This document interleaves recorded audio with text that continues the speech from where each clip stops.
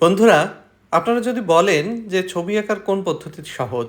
আমি বলব সবথেকে লেটার বা অক্ষর দিয়ে ছবি আঁকা সবথেকে সহজ। এখন ২ টা ইউ এভাবে পরপর দিয়ে এরপরে ২ পাশ থেকে ২ টা বাঁকা লাইন এবং নিচে একটা টি দিয়ে আমরা একজন মডেল গার্লের ছবি এঁকে দেখাবো।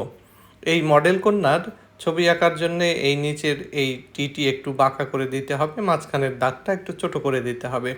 উপরের ইউর সঙ্গে ২ পাশে কান দিয়ে তার চুলের লাইন এভাবে দিয়ে দিতে হবে কপালের উপরে। এরপরে একদম মাথার উপরের একেবারে যে চুলের লাইন সেটা একটু ভাঁজ ভাঁজ করে দিয়ে গলার লাইন দিয়ে দিতে হবে। সেখান থেকে এরকম ঘাড়ের লাইন এবং জামার হাতা বের করে দিতে হবে।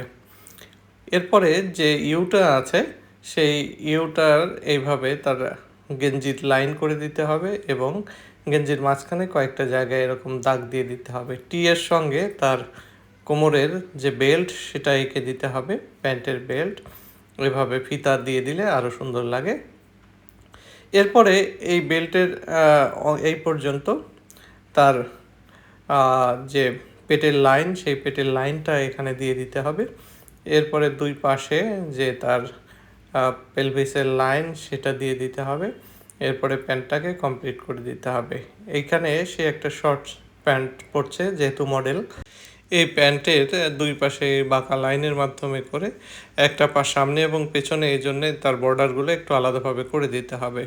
থাইটা একটু ফুলে থাকবে। এরপরে পায়ের মাঝখানের যে হাঁটু এবং পায়ের নিচের অংশ একইভাবে এঁকে দিতে হবে। এই পাটা একটু পেছনে থাকবে তাই একটু ছোট হবে। সামনের পাটায় আমরা একটা জুতা এঁকে দেব, সুন্দর জুতা, যে জুতাটি একটু স্টাইলিশ হবে। এই জুতা এঁকে দিয়ে সেখানে একটু ডিজাইনও আমরা করে দেব। তার সামনের সোলের কিছু অংশ দেখা যাবে। এরপরে কয়েকটা গুণ চিহ্ন দিয়ে দিলাম। এই গুণ চিহ্নর প্রান্তে প্রান্তে এরকম ডট দিয়ে নিতে হবে। আমি আগে যদি ডট দিতাম তাহলে বেশি ভালো হতো। অন্য পাশের আরেকটা জুতাও আমরা এঁকে দিচ্ছি, সোলের অংশ দিয়েছি। এখানে ডট দিয়ে দিয়ে এর সঙ্গেই আমরা গুণ চিহ্নগুলো এঁকে ফিতা এঁকে দিলাম। এরপরে মেয়েটার জামার হাতাটা কমপ্লিট করতে হবে। জামা ঠিক নয়, গেঞ্জি। এরপরে আরেকটা হাত তার পেছনে আছে, একটা লাগেজ সে টেনে নিয়ে আসছে, এরকম একটা অবস্থা আমরা ড্রয়িং করব। লাগেজের যে হ্যান্ডেল সেটা সে ধরে থাকবে, হ্যান্ডেলটাকে আমরা সুন্দর করে এভাবে ড্রয়িং করে দিচ্ছি। এই হ্যান্ডেলের ২টো রড এভাবে বের হয়ে থাকবে, এর সঙ্গে এইভাবে একটা সুন্দর ডিজাইন দিয়ে তার লাগেজটা আমরা এঁকে ফেলবো। এই হচ্ছে আমাদের লাগেজের ডিজাইনটা। তোমরা কিন্তু সহজে এভাবে আঁকতে পারো। মডেল এই লাগেজটা টেনে নিয়ে যাচ্ছে। এরপরে নিচে ২টা চাকা আমরা দিয়ে অ্যাডজাস্ট করে দিব। নিচে আর একটা দাগ দিয়ে দিলাম। এরপরে অপর পাশে যে গেঞ্জির হাতা সেটা কমপ্লিট করে সেখানে আর একটা হাত দিয়ে দিব। এই হাতে আমরা মূলত ভ্যানিটিটা দিয়ে দিব। আপনারা জানেন যে মেয়েদের হাতে চলার জন্য, পার্সোনাল জিনিসপত্র রাখার জন্য কিন্তু একটা ভ্যানিটি সবসময় থাকে।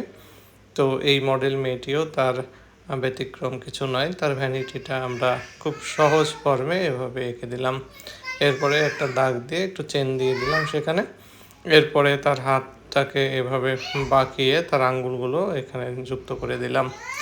এরপরে এক টানে আমি তার চোখ এঁকে দিচ্ছি, চোখের মণি। এরপরে এক টানে নাক এবং মুখটা এঁকে দিচ্ছি খুব সহজ ফর্মে। এবার পর্যায়ক্রমে আমাদের রং করতে হবে। চুলে কালো রং দিয়ে দিলাম। এরপরে তার গেঞ্জিতে আমি একটু গোলাপি রং দিয়ে দিচ্ছি। আপনারা কিন্তু আপনাদের পছন্দ মতো রং দিতে পারেন। তার প্যান্টে আমরা নীল রং দিয়ে দিচ্ছি এবং ব্যাগেও আমি কিন্তু তার গেঞ্জির রংটা দিয়ে অ্যাডজাস্ট করে দিচ্ছি। জুতায় নীল এবং পিঙ্ক রং দিয়ে আমি কালার করে দিচ্ছি।